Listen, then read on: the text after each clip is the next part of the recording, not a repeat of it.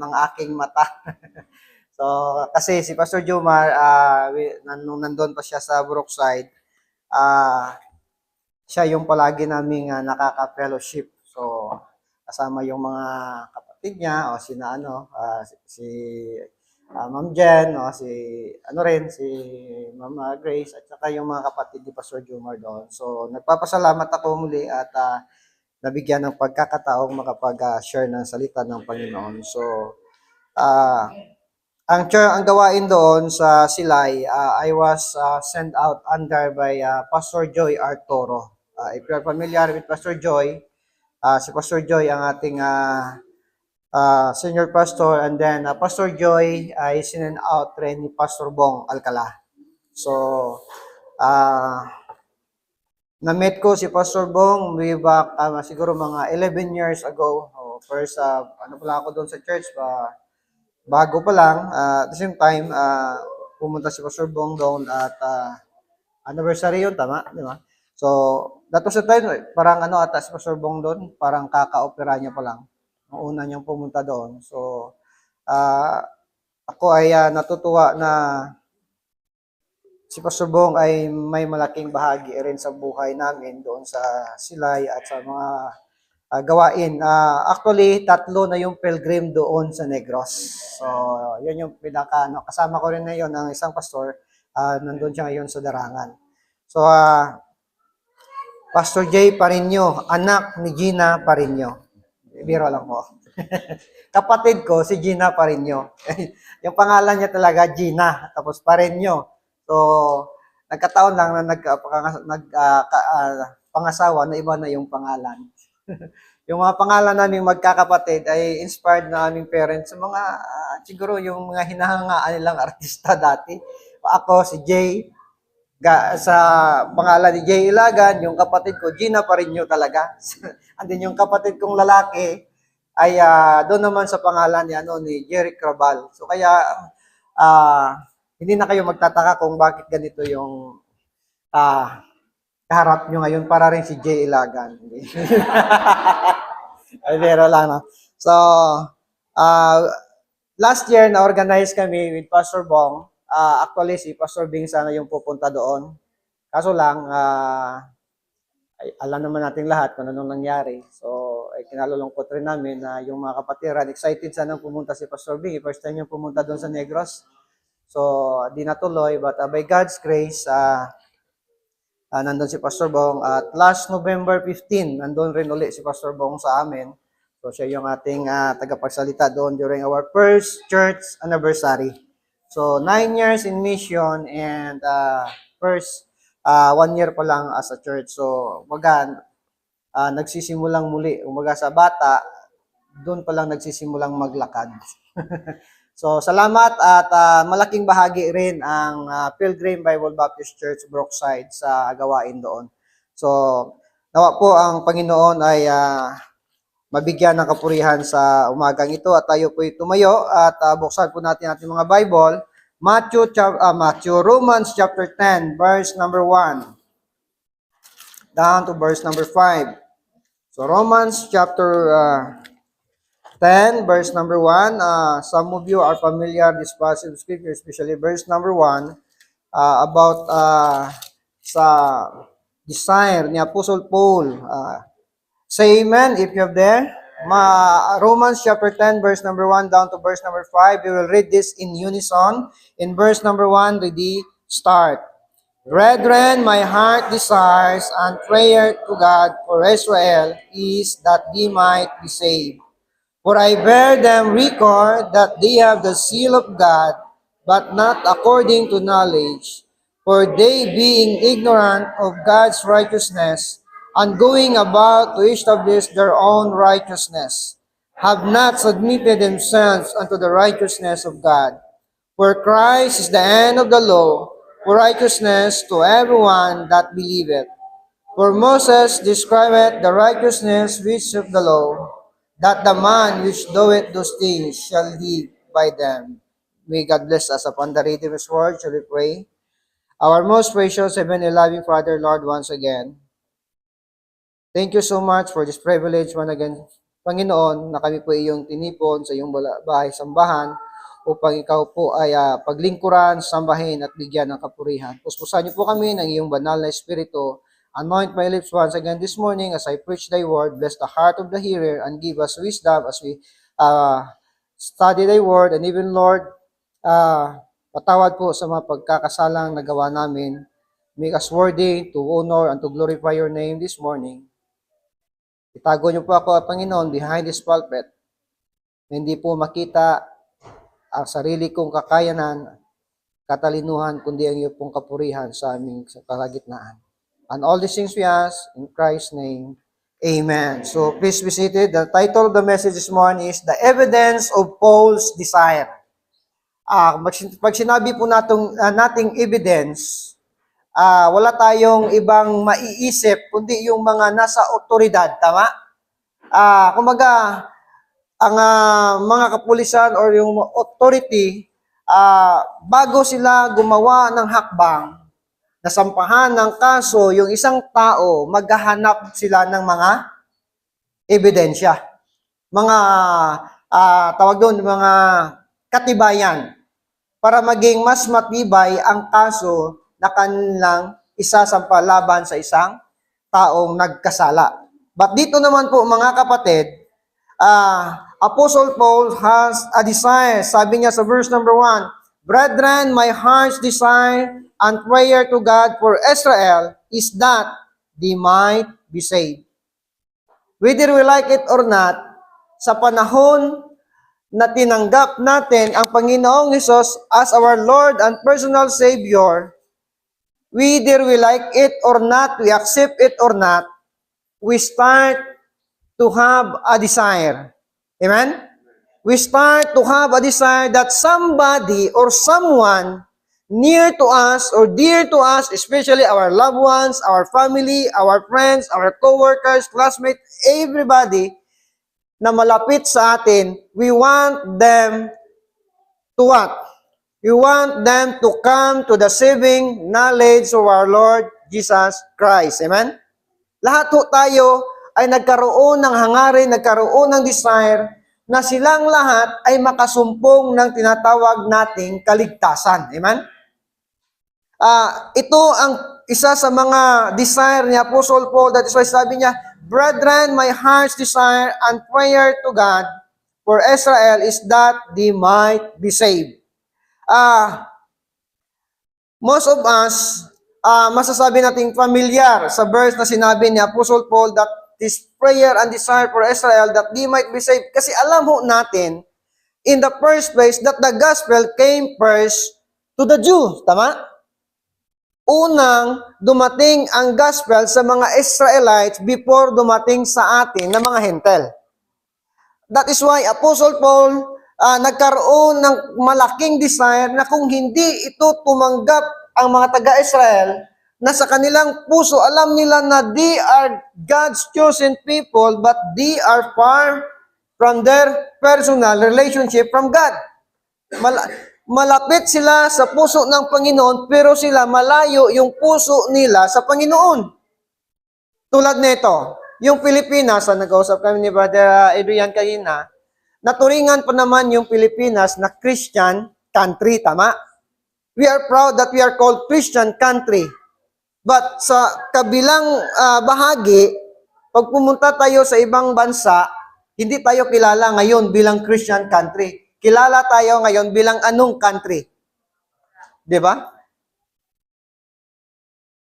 Kahit saan ka magpunta, isa yan sa mga matatawag nating trademark ng Pilipinas this 2025.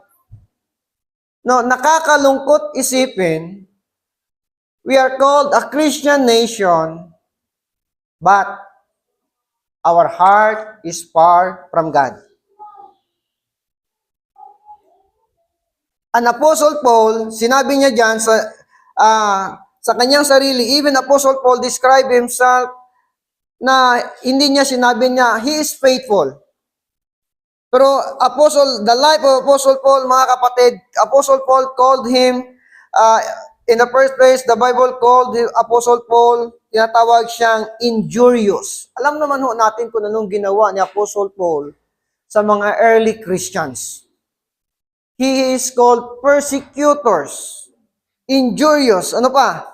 Tinatawag siyang blasphemer, persecutor. And then ano pa? He is also called sa Bible, Apostle Paul identify himself as a servant. If you remember, sabi niya dyan sa verse number 1, Brethren, my heart desire and pray for Israel that they might what? Be saved. Pag tinignan natin sa Romans chapter 10, makikita na Romans chapter 1, anong sabi ni Apostle Paul? Ang introduction sa Romans chapter 1, Paul describe and identify himself as what? Paul, a servant of Jesus Christ. Tama yung sinabi ng speaker natin kahapon. Hindi naman masamang tawagin kang reverend, hindi naman masamang tawagin yung bishop, yung lingkod ng Panginoon, but in the eyes and in the sight of the Lord, pastor ka man or members ka man o ano man ang ministry na meron ka sa loob ng church, we are all servants of God. Walang mataas, walang maliit, walang superior, walang inferior when it comes to our service to God. We are all equal in the sight of God. Ano man ang status ng buhay mo, ano man yung mga achievement mo, ano man yung meron ka ngayon, it is all by the grace of God. Amen? Na maging kagamit-gamit ka at yung mga bagay na meron ka, magiging useful yan para sa kapurihan ng Panginoon. That is why Apostle Paul described himself as a servant of God. He's also called apostles. Not just only apostles or a messenger of God. And also Apostle Paul called in chapter 11 verse number 13, he described and identified himself as apostles to the Gentiles. In chapter 9, verse number 3 to 4, Apostle Paul described and identify himself as a Jew. Isa siyang Hudyo. And then in verse number 15, sa Romans chapter 15, verse 15, sinabi rin dyan, Apostle Paul described and identify himself as a missionary. Dito natin makikita, the recipient of this Pauline epistle, mga kapatid, was Rome. Kasi nandun yung desire ni Apostle Paul na even though he has a desire that the children of Israel might be saved, but sinabi dyan sa verse number 8, sa chapter 1, first, I thank my God through Jesus Christ for all you that your faith is spoken of throughout to the whole world. Kasi hindi naman ibig sabihin na kahit hindi nakapunta si Apostle Paul doon sa Rome, walang mga Christian doon. Mayroong mga Christian doon at narinig at nabalitaan ni Apostle Paul kung gaano kasigasig ang mga Christian doon. That is why ganun na lang yung kanyang desire na makita at mapuntahan sila para ma-encourage lalo sa paglilingkod sa Panginoon. So, ano pang sinabi diyan? He was a pioneer missionary. The recipient of this Pauline epistle, mga kapatid, was Rome, and the population of Rome during Paul's time was 3 million population. So, ibig sabihin, malaki yung scope ng ministry or privilege na meron si Apostle Paul, kaya gusto niyang pumunta ng Roma. During his time, ang population is 3 million. Ngayon, ilan na kaya? Di ba? That is why ganon kalaki ang kanyang hangarin, ang kanyang desire, ang kanyang kagustuhan to visit Rome. In chapter 15, verse number 23, sinabi diyan. Anong sabi? Paul desired to visit Rome, but now having no more place in these parts, and having a great desire this many years to come unto you. Whensoever I take my journey to Spain, I will come to you, for I trust to see you in my journey. May kagustuhan siya na makita ang mga kapatiran na nandoon sa and to be brought on my way, fighter toward you, if first I be what? somewhat filled with your company. Napakagandang pakinggan at tingnan na yung mga anak ng Panginoon, yung mga kapatiran natin sa Panginoon ay nagkakaisa. Yung fellowship na kapakahalaga. That is why even David, sinabi doon sa Psalms, di ba? I was glad when they say, let us go into the house of the Lord. Kasi alam ni King David kung gaano kahalaga ang fellowship ng mga anak ng Diyos.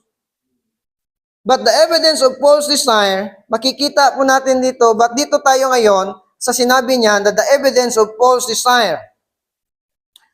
Yan po yung background na sinabi natin kanina kung ano ang tawag, even Apostle Paul, hindi niya itinuring ang kanyang sarili na mas mataas sa lahat ng mga tagapagsunod ng ating Panginoong Hesus.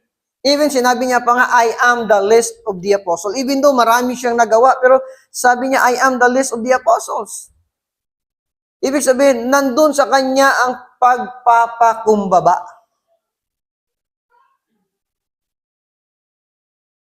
Tulad, di ba, if you see the bamboo tree, makikita mo yung kawayan habang tumataas, di ba? The more it goes taller, the more it become. Habang tumataas, lalo siyang yumuyuko. Nawa ganun rin yung mga anak ng Diyos, yung mga Kristiyano, na habang tayo ay inililift up ng Panginoon, habang tayo ay binebless ng Panginoon, whatever the achievements we have, the more humble we become. The more successful we are, the more humble we become. Kasi even Jesus Christ, in the book of Matthew, sinabi niya, I came not to serve, but to serve. Hindi siya pumunta dito para paglingkuran, kundi siya mismo ang naging example kung paano maglingkod. He was the disciples' feet, tama? Para mapakita sa kanila kung ano ang kanyang puso when it comes in serving. Yung sinabi ng isa sa mga speaker sa conference, sabi niya, hindi naman ibig sabihin na every Sunday, nandyan ka, faithful ka na. Hindi naman ibig sabihin na lahat ng ministry na meron ng church, nag-i-involve ka, faithful ka na. Kasi hindi naman lahat ng araw may mga gawain ang church, tama? Pero ang sinabi sa Bible sa Acts chapter 2, every day the brethren, they were to assemble together, di ba? In prayer and in breaking of bread, did eat their house with gladness and singleness of heart. At araw-araw may mga naliligtas. So, ibig sabihin, ang paglilingkod natin, hindi lamang Sunday, hindi lamang Wednesday, hindi lamang Saturday, kasi may mga choir, may mga outreaches tayo, kundi every day, ang paglilingkod natin, dapat nating ibigay sa Panginoon. Kasi, they continued steadfastly daily in one accord.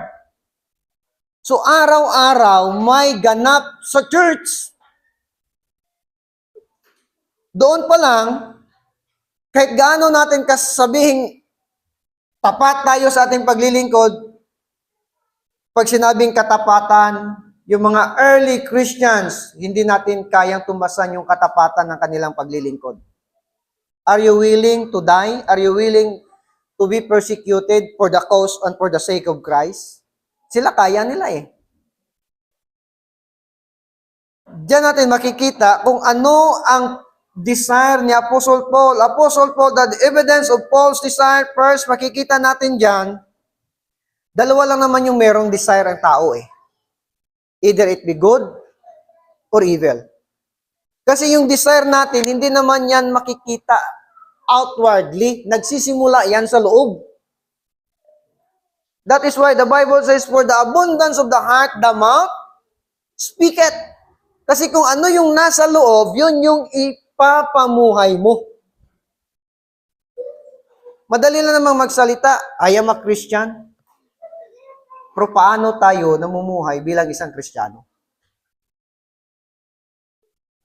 I am proud to be a child of God.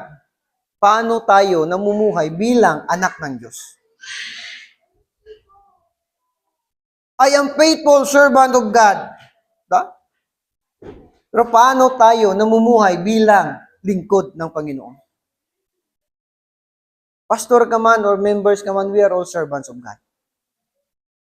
And according to the Bible, we shall give account in the judgment seat of Christ. Bawat isa sa atin ay magbibigay. Anong tawag doon? Sa Tagalog yung pagsusulit. Diba? The moment we receive Christ as our Lord and personal Savior, that was the starting point na magiging accountable ka sa lahat ng ginagawa mo sa harap ng Panginoon.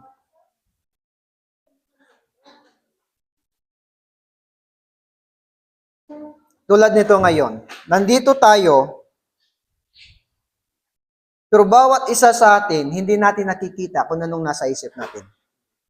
Nandito tayo, hindi natin nakikita kung ano talaga yung totoong motibo mo kung bakit nandito ka. But I believe na nandito ka ngayon, na yung hangarin mo, yung desire mo, walang iba kundi ang paglingkuran at bigyan kalwalhatian ng ating Panginoon.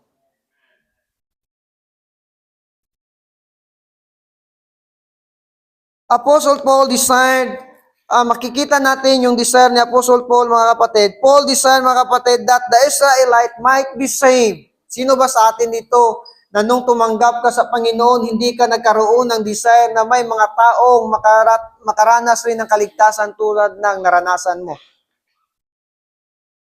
Di ba? Wala sigurong Kristiyano na tumanggap sa Panginoon na hindi nagkaroon ng desire na yung mga taong nakapaligid sa kanya hindi makasumpong ng kaligtasan.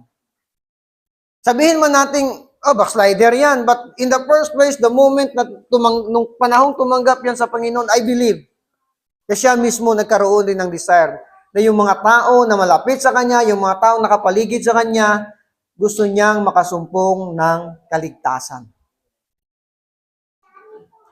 But the evidence of Paul's desire, mga kapatid, we see the desire of Apostle Paul. First is we see the passion of Apostle Paul. Yung passion, pag sinabi natin passion, a powerful intense of emotion. Kaya sinabi ko kanina, nagsisimula sa loob. Kasi kahit gaano naman natin kalaki yung desire natin, hindi rin naman natin makikita yung desire at sa loobin natin yung pagmamahal natin sa kaluluwa kung hindi yan nagsisimula sa loob, hindi natin makikita sa labas kung paano natin ipakikita ang totoong pagmamahal natin sa kaluluwa. So makikita natin dito, the passion of Paul. A powerful, intense emotion or a strong enthusiasm for something. O, di ba? Kumbaga, ang kanyang kagustuhan, yung kanyang desire na itong mga taga-Israel, even yung mga taong kanyang makasalamuha ay gusto niya talagang makatanggap at makasumpong ng kaligtasan. Nung time na tumanggap tayo sa Panginoon, that was the turning point na bawat isa sa atin, whether accept it or not, we start to have a desire to share the gospel of salvation to somebody who is lost. Sabihin mo, Pastor, hindi ako marunong mag-soul winning. Even though hindi ka marunong mag-soul winning, but I do believe you have a desire to share them. Kasi yun yung bunga ng Espiritu na ibinigay ng Panginoon sa atin. Di ba sinabi? The fruit of the Spirit is love. Yung passion, ang pinaka-root word nun, yung love. Kasi kung wala kang pagmamahal sa kaluluwa, hindi mo magagawa ang magbahagi ng salita ng Diyos. Kahit sabihin mo mang knowledgeable ka about the Bible, pero yung kaya mong i-share about the gospel of salvation, pero pag wala yung pagmamahal, wala yung passion, hindi ka magiging consistent. If you remember when Jesus Christ see the great multitude followed him in The book of Matthew, anong sinabi doon? When he saw the multitude, he was moved with compassion. Ang ating Panginoong Hesus mismo, nahabag dahil sa mga tao na kanyang nakita na parang tupang ligaw. So we see the passion of Paul. Kung paano si Apostle Paul, ang kanyang kagustuhan that those people might come to the saving knowledge of God.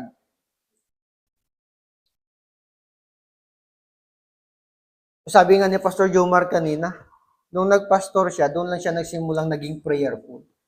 Which is true. Wala naman tayong ibang ministry sa church maliban sa pagbabahagi ng salita ng Diyos, kundi yung ipag-pray ang mga kapatiran, ang bawat isa sa atin. That is the first ministry of a pastor. Not just only to preach, hindi lamang yung every time na tatayo siya sa pulpito, yun lang yung time na yung may ministry siya. Lahat ng bagay na ibinigay ng Panginoon sa kanya to pray, to encourage, to help something, o kung meron mang maibibigay sa kakapatiran, yun yung isa sa mga patunay ng pagmamahal or passion natin sa kaluluwa. Personally, no, hindi ko naman masyado at madalas na nakakasama si Pastor Bong. Kung makikita ko yung passion ni Pastor Bong when it comes sa gawain ng Panginoon.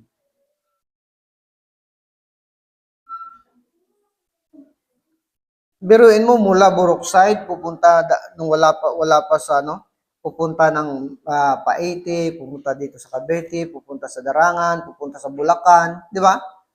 Halos buong linggo, iniikot niya lahat yan. Maliban dyan, may mga Bible study pa.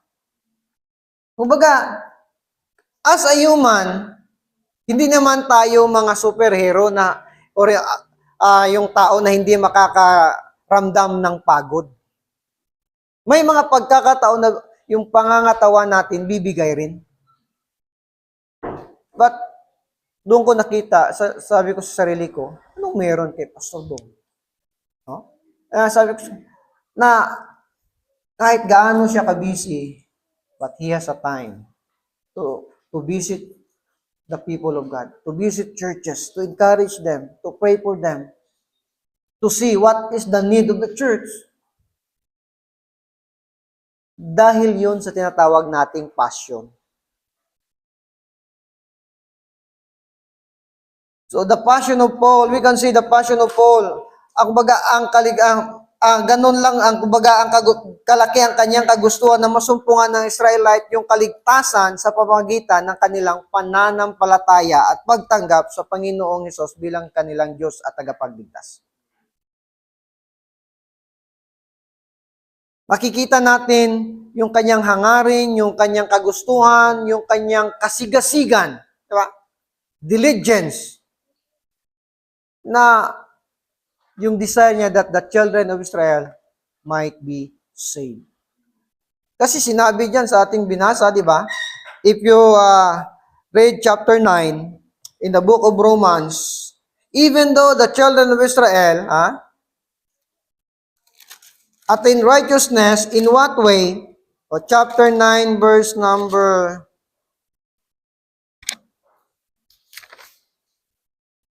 30, anong sabi?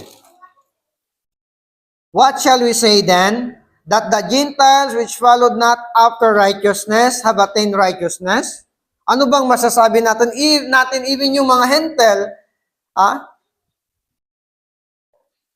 saan na ba yun? What shall we say then? That the Gentiles which follow not after righteousness, hindi nga sila sumunod sa kautusan, di ba?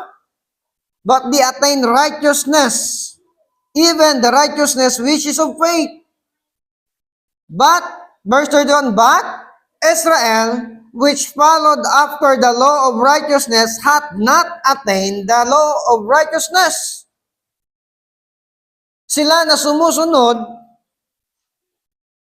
sa kautusan, hindi nila nakamit ang righteousness sa pamamagitan ng kautusan. That is why, ang sinabi doon sa Titus chapter 3 verse number 5, hindi natin makakamit ang totoong kaligtasan by our own works, not by the works of righteousness which is of the law, but by faith in Christ alone. Amen? Sa pamagitan lamang ng ating pananampalataya at pagtanggap sa ating Panginoong Hesus bilang ating Diyos at tagapagligtas. So, kumbaga, napaka-blessed nating mga hintel. Kasi in the first place, yung gospel, hindi naman unang pinarating sa atin. But we became the recipients of these blessings through the rejection of Israel sa ating Panginoong Hesus. Kaya ganun na lang yung kalaki yung desire ni Apostle Paul that the children of Israel might be saved. Ano pa? Not just only we see the passion of Paul, but the evidence of Paul's desire, number 2, makikita natin dyan sa verse number 1 sa ating text. Brethren, my heart desire, pag sinabi natin desire sa loobin, di ba? Kung ano yung meron ka, that is called passion. And what? And prayer to God for Israel that they might be saved. So second, the evidence of Paul's desire was the prayer of Paul. Sino sa atin dito na pwede mong sabihin, Pastor, I am here, but nobody pray for me? We are all a byproduct of prayer. Wala ni isa sa ating nakasumpong ng kaligtasan na hindi tayo ipinanalangin. Bawat isa sa atin is a byproduct of prayer. Pastor Jomar, nandito ngayon because Pastor Bong pray for him for a couple of years. Not just one day, not just 2 days, but many years. Bawat isa sa atin, the moment we receive Christ as our Lord and personal Savior, doon na nagsimulang may nag-pray sa iyo. We are all a byproduct of prayer. Kahit gaano mo kagaling mag-soul winning, kung yung taong tumanggap sa Panginoon na nabahagian mo ng salita ng Diyos, hindi mo naman pinagpipray, hindi lalago yan. Wala tayong kakayahan para baguhin yung tao. It is all by the grace of God na ginagamit tayo at yung salita ng Diyos that those people might repent from their sins, accept the Lord Jesus Christ as their Lord and personal Savior, and then the result of those things, may pagbabago sa buhay nila. Kasi in the first place, sa sarili ko, masasabi ko na akala ko dati, yung pagsisimba ko, ligtas na ako eh. I was brought up with lumaki ako sa isang Baptist church. Yung lula ko, every Sunday, 11 kaming magpipinsan. Every Sunday, inaakay kami papunta sa simbahan. Akala ko dati, Brother Rian, sumasali ako sa Sunday school, umatin ako sa children's choir, di ba? Pag namatay ako, sa langit na ako. Kasi yun yung yung kumbaga mentality ng bata. Kung ano yung meron siya, bata eh. Yun yung kumbaga ganun kababaw yung kanyang pag-iintindi. But it come to the point na akala ko ganun. I got saved December 24, year 2000. So, those couple of years na nandun ako sa church, I realized na hindi pala yun ang kaparaanan paano ako maligtas. When our pastor preached, and after his preaching, yes, his invitation, at sinabi niya, ang sino man sa atin dito ang gustong tumanggap sa Panginoon bilang Diyos at tagapagligtas. That was the moment I accept the Lord Jesus Christ as my Lord and personal Savior. December 24, year 2000, mga quarter to 12. Tandang-tanda ko ang panahon. And after that, 3 p.m., I got baptized.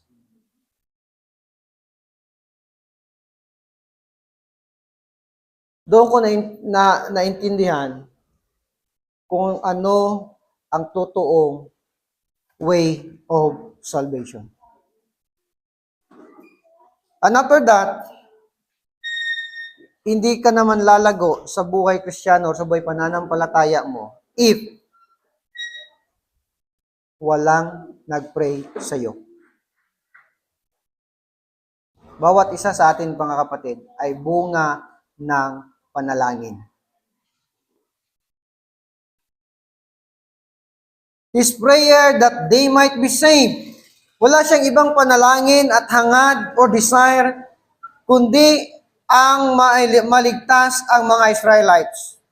Ang panalangin ni Apostle Paul ay ang masumpungan nila ang kaligtasan.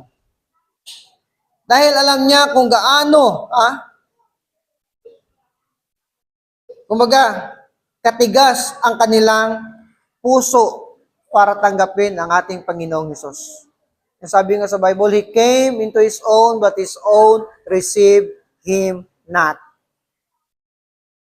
Yung sarili niya mismong mga tao na pinili, yun pa mismo ang mga tao hindi tumanggap sa Kanya.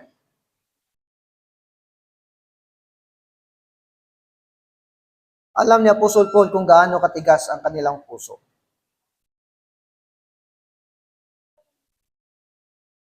Ano sabi diyan? Romans chapter 11 verse number 29.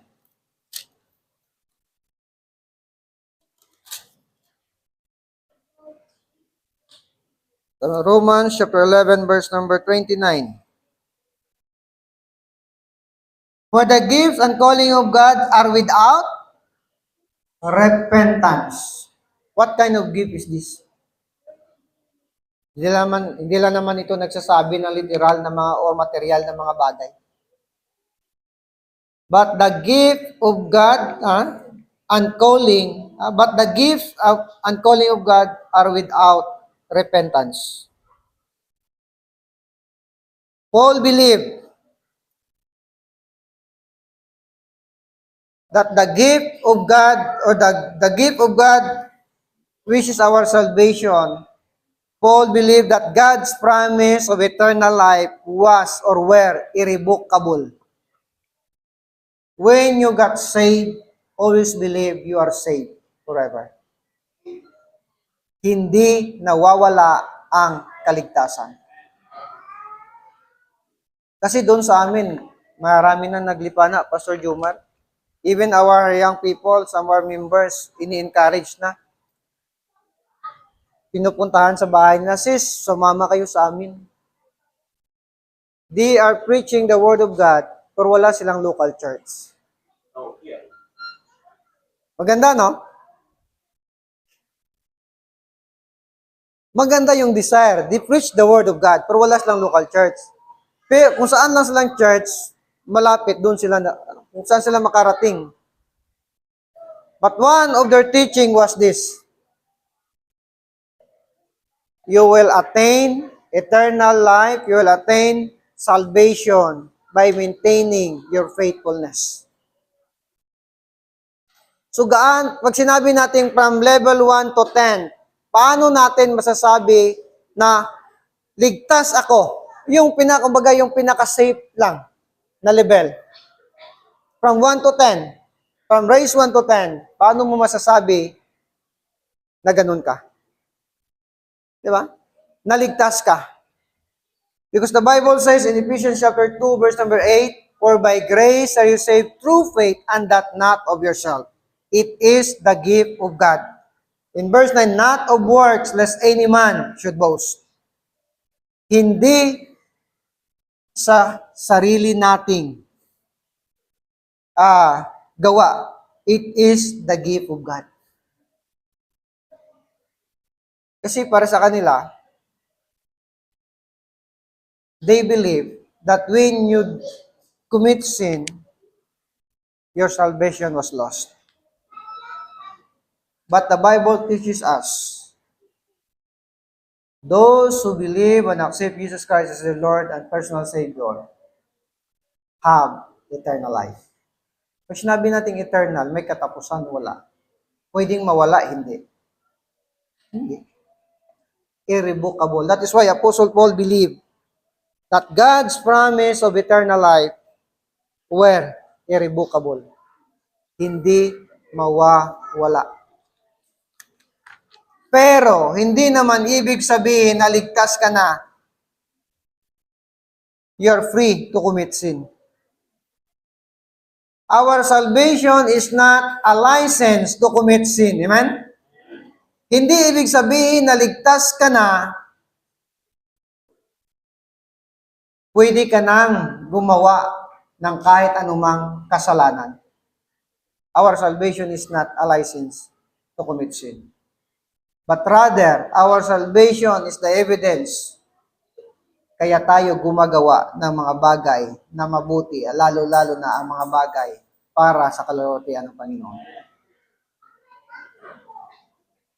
Kasi meron akong kasama dati sa nasira na estudyante sa Bible School, sa academy.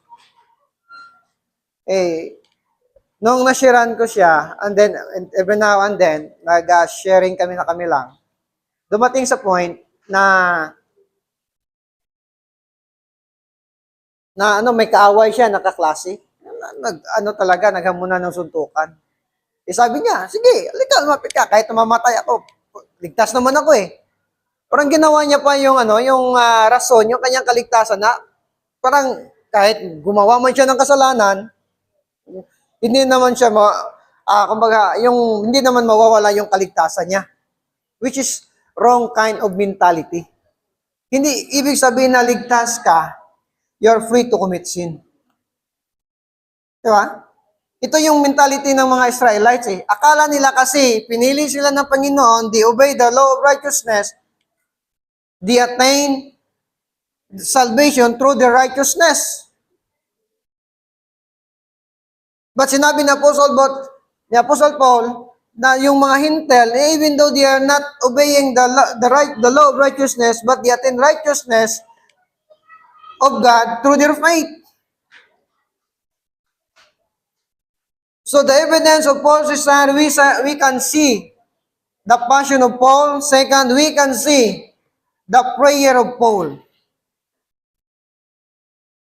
Even if you read your Bible in Acts chapter 28, makikita natin dyan, when the moment Paul was, yung kinagat siya ng viper, di ba? Yung mga tao na nandun nakakita sa kanya, nung kinagat siya, sabi nila, itong tao to, masamang tao to. Tingnan natin kung may mangyayari sa kanya. To cut the long story short, nung kinagat si Apostle Paul, walang nangyari sa kanya, doon sila na-convinced that he is the man of God. Mga kapatid, huwag na po nating hintayin na may masama pang mangyayari sa atin bago tayo makarealize that we need God in our life. Huwag na po nating hayaan na dumating sa point na may mga bagay na hindi kaaya-aya para na dumating o mangyari sa atin bago tayo magsabi, Lord, starting today, starting this moment, I will commit my life to you. Kahit alam natin, mahirap bang maglingkod? Hindi. Mahirap? Hindi. Hindi mahirap, Brad. Napakahirap. Hindi madali ang maglingkod, tama? Hindi lang mahirap, kundi napakahirap. There are many things that you must consider when you are serving God. Pero kahit mahirap, alam naman natin na yun ang kaluguran ng ating Panginoon. Kung mahirap ang maglingkod, ang tanong, masarap ba sa labas? Hindi rin. Mahirap rin sa labas. Maigi na yung nasa piling tayo naglilingkod sa Panginoon, kahit nahihirapan natin tayo, but may sinasabi doon kanina, rejoice, sing, and hope. Meron tayong hope. Hindi ibig sabihin na nahihirapan tayo, hindi natin kasama ang Panginoon. We are partakers of Christ's suffering, right? If Christ suffered for us, why not? Hindi natin enjoy yung sufferings for Christ's sake. So, we see the prayer of Paul. Next, we see the perseverance of Paul.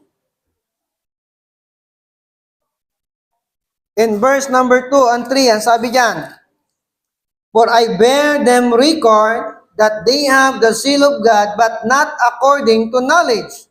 For they, being ignorant of God's righteousness and going about to establish their own righteousness, have not submitted themselves unto the righteousness of God."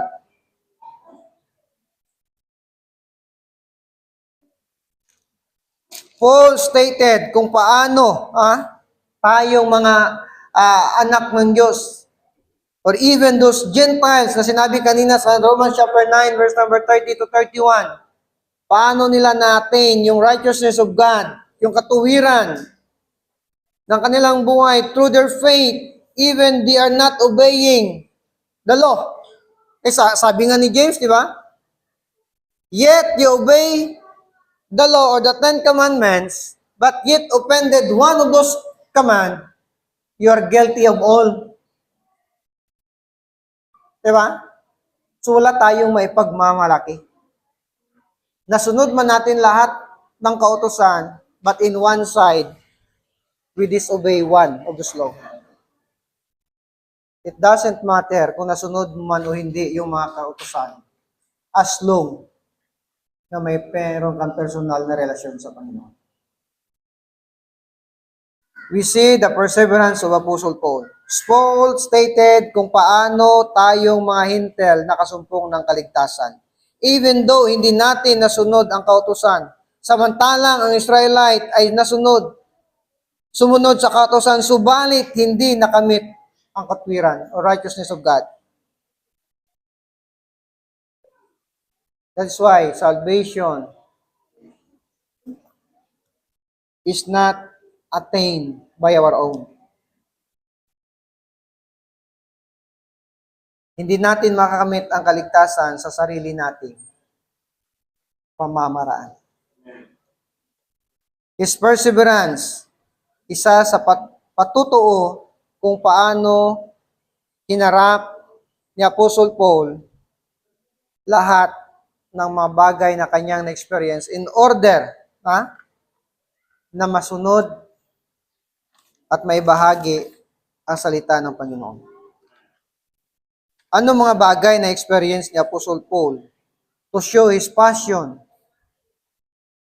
his prayer, even his perseverance? He showed his passion, prayer, and perseverance by enduring immense sufferings. Hindi basta-bastang paghihirap ang na-experience ni Apostle Paul. Shipwreck, tama? When the time na naglalayag sila punta sa isang lugar, di ba? Dumating sa point niya yung sinakyan nilang barko ay nalunod. And then dumaong sila sa isang lugar, yung sinabi ko kanina na kinagat siya ng isang viper. And the people looked him and siguro sa kanilang isip at puso, criminal tong tao to, masamang tao to kasi kinagat siya. Kasi part ng custom nila rin yun. Pag kinagat ka, para sa kanila, masamang tao ka. But when they say, Apostle Paul, na walang nangyari, doon sila na-convince na ito ay totoong lingkod ng Panginoon. Apostle Paul show his passion, show his the prayer of Paul and the perseverance of Paul. Makikita natin dyan mga kapatid. As we close,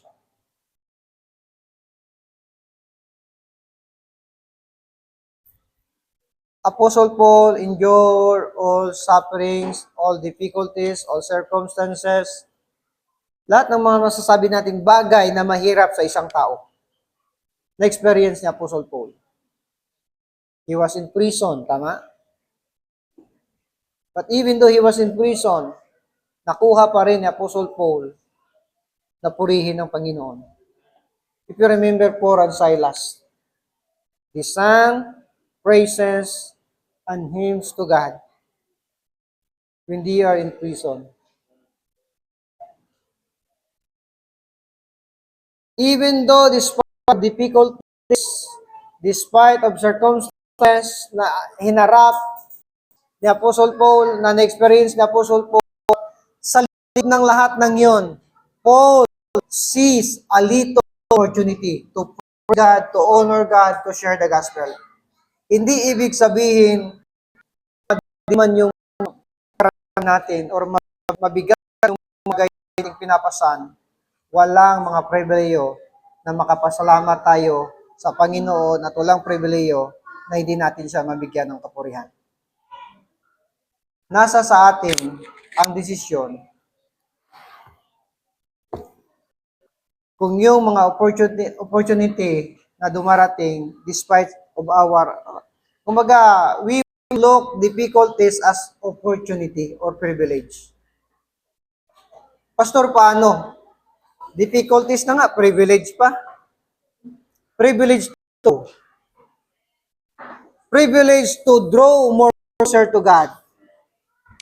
Privilege to know God more in your life. Sino sa atin, pag may problema, hindi tayo lumalapit sa Panginoon? Di ba? Wala tayong ibang, sort na makatutulong sa atin. Wala tayong ibang ginagawa, kundi ang mag-pray, manalangin sa Panginoon, na tayo'y tulungan sa mga bagay na hinaharap natin sa kasalukuyan. That is why, hindi ibig sabihin, you are in a difficult situation, wala nang opportunity sa buhay natin. Dahil yung mga difficulties na yon, nandun rin sa likod nun, nakasunod ang mga pagpapala ng Panginoon sa buhay natin.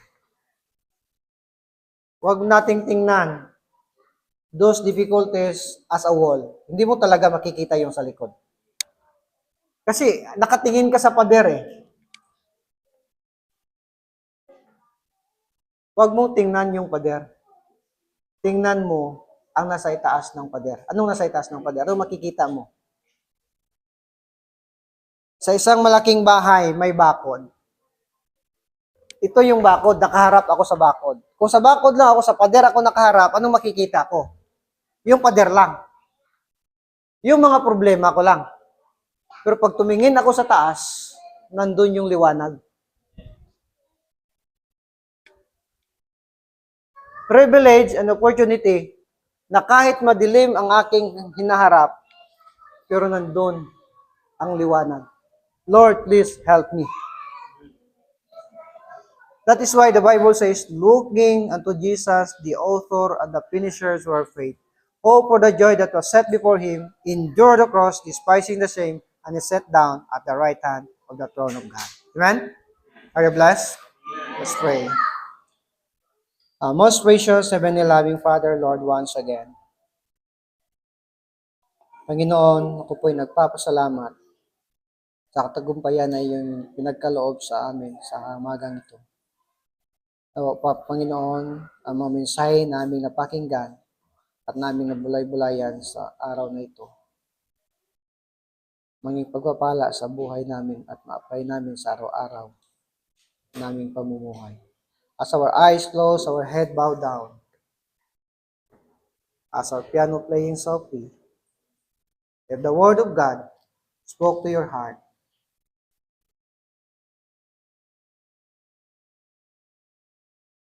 would you come and say, Lord, salamat.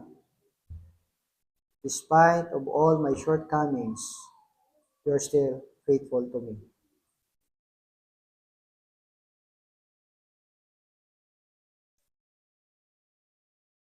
As this invitation continue, I will ask Pastor Jomar to continue. All stand up. Let's continue to pray. Father, we thank you for who you are. Thank you, Lord, for persevering us. Thank you for the great salvation. And thank you for the example of Apostle Paul, who has this passion, prayer, and perseverance sa kaluluwa. Brother and sister in Christ, Ano po ang desires natin sa buhay na ito? Maybe we want to be rich, we want to be famous. Pero meron ba tayong desire na yung mga mahal natin sa buhay, mga kaibigan natin, mga classmates natin, mga kapitbahay natin, na sila din makakilala, magkaroon ng kaligtasan sa Panginoon Kristo. Hindi ko masaya na tayo po ay nasa Christian life na mag-isa lang tayo. God wants us to bring more souls to serve Jesus Christ. My father, I'm still praying for him. The Lord, please save my father. Mga pinsan ko, side ng nanay ko, a lot of them, hindi na kilala ako. And then praying, makakilala sila sa Panginoon. Is that your heart desire to? Mga kapatid, lumapit tayo sa Panginoon at panalangin natin lahat ng ating mga anak, mga kaibigan. Sabihin natin sa Panginoon, Lord, bigyan po ako ng desire na palagi sa aking panalangin. Makakilala ng pagkakas. Makakilala sa Panginoon. Bilang pagkakas. Diba? And this time, meron tayong mga kapigatian, mga problema. We want to make our commitment. Let's pray to the Lord. This month's message. Let's have a private moment.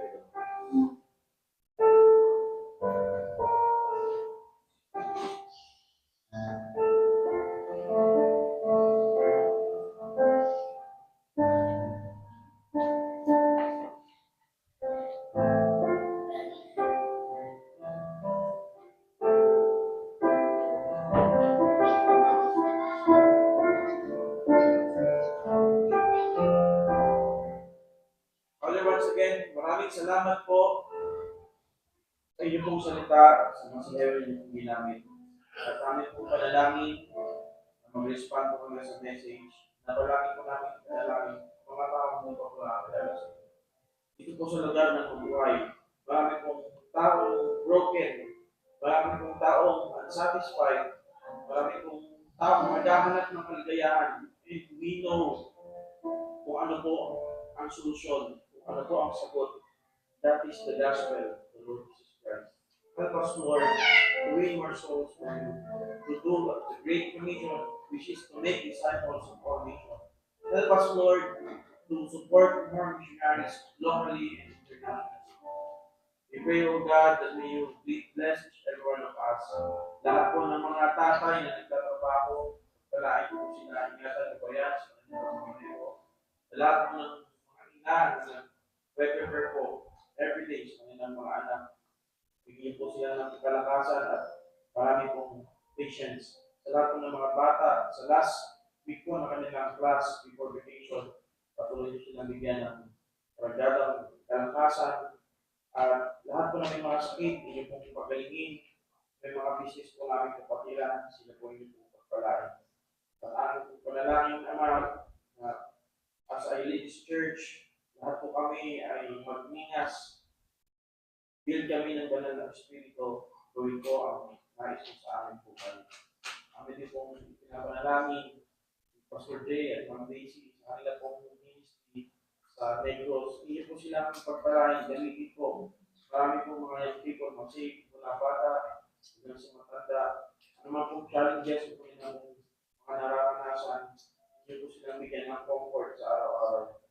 Amin din pong panalangin sa lahat po ng mga Philippine churches, pastors, hindi po silang strengthen, ano man pong circumstances of their life, sa kanilang mga churches, mga problema, ay hindi po silang persevere.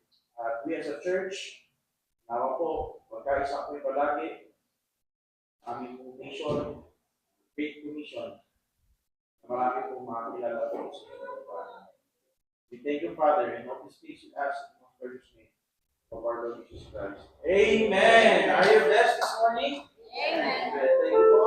At bago po tayo mag-closing prayer, meron po ilang mga paalala si Pastor Jomar.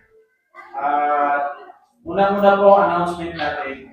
Pasensya na kayo mga kapatid kasi sa Mother Church, kumbaga, ang plano ko lang sana ako lang, si Mrs. Pero para meron konting representative, Yung biglaan, nayaya ko kung sino available, si Brian. Brother Brian, happy birthday kahapon ha. Yan, batiin natin, happy birthday. Tapos, ipon, bilan nyo ng cake ha. Blessing po yung pagpunta namin kahapon. Tsaka, hindi na rin ako nangyayari kasi napakatapos ko. 9:30 na po kami sa Baliston, nakadating po kami dito ng 12 o'clock na. Magkakaroon din po tayo ng love gift, ating offering, special offering po natin para po sa ating pagsalita after po ng announcement ng pastor. And then, after po ng lahat ng ito, ng announcement, punta po tayo dito sa harapan para sa ating, wala pa po tayong monthly picture. Monthly picture po tayo. Okay na po ba mga kapatid? And then, magsisimula tayo ng afternoon service, 1 o'clock. Then, 2 o'clock, hanggang 3 o'clock, meron tayong sa mga young people, mag-practice tayo ng special number natin next week. And then 3 to 5, sa mga available po, pwede po kayo sumama sa soul winning. And then sa Saturday po ang ating prayer meeting. Ano ba itong sulat ko? Hindi maintindihan. Salamat po sa mga prayers ko sa aming mother. After 5, na medyo suggestive mind stroke kasi nagpapalupal siya. So naman po, bumuti ang kanyang pakiramdam at marami siyang nanginom ng gamot. Hindi pa namin nagbibisita, may bibisita. I-announce ko na rin po yung ating mga financial secretaries, kaya yung ating ating committee. So next week po, magdadala po ba tayo ng pagkain? Amen? Mag-stay tayo dito, kumain tayo sa sabay. Merry Christmas, Happy New Year. Kung meron kayong pang-parapol, niregalo sa inyo pero ayaw nyo, pwede nyo iparapol dito. Okay ba yun? Diba? Meron na ako doon 3 parapol. So, sa Sunday. Magdala po tayo ng pagkain natin. Sa mga willing, may tunatan tayo na magpapalitan tayo ng exchange gift. Joke yun ha. Salamat sa mga tumawa, magpapalitan tayo ng exchange gift. Tumataas yung high blood, parang gano'n. So, tumayo po tayo lahat at hiningin natin si Brother Ryan at pray po sa ating special offering. Kayo po ay na-bless at mag-ipot pa para tayo sa gawain sa Negros. Magkaroon tayo sa special offering. Tawagin natin si Brother Ryan to pray for our special offering para po sa ating pagkasalita. At after po ng preaching yung people, mag-set up agad para pray ka bro. Amang Diyos na banal at dakila sa lahat ng salangit, magpasalamat po kami naman sa pagkakataon ito. Salamat po sa mga salita mo na ay po napakinggan. Dalangin po namin naman sa pagkakataon ito na kayo po patuloy mag-ingat sila Pastor Jay. And dalangin po namin na kami pong gawain na patuloy mong palagoy na kailangan. And as we give our special offering this morning, hindi po na ako basbasan at patuloy na gamitin sa inyo pong mga gawain. Salamat po sa pagkakataon ito, and this we ask in the most precious name of our Lord and Savior Jesus Christ. Amen. As we give, let's sing our doxology. Praise God. Ready, sing. Praise God from whom all blessings flow. Praise Him, all creatures here below. Praise Him above in heavenly hosts. Praise Father, Son, and Holy Ghost. Praise God from whom all blessings flow. Praise Him, all creatures here below. Praise Him above in heavenly hosts. Praise Father, Son, and Holy Ghost. Amen. Punta po muna tayo sa lahat. Tayo, please. Thank you very much. Punta na po tayo dito at mag-picture po tayo para sa ating mga picture. Yung bisita din natin, si Eliza, si Jean, pwede natin sila. Mga lalaki po, dito po tayo sa taas.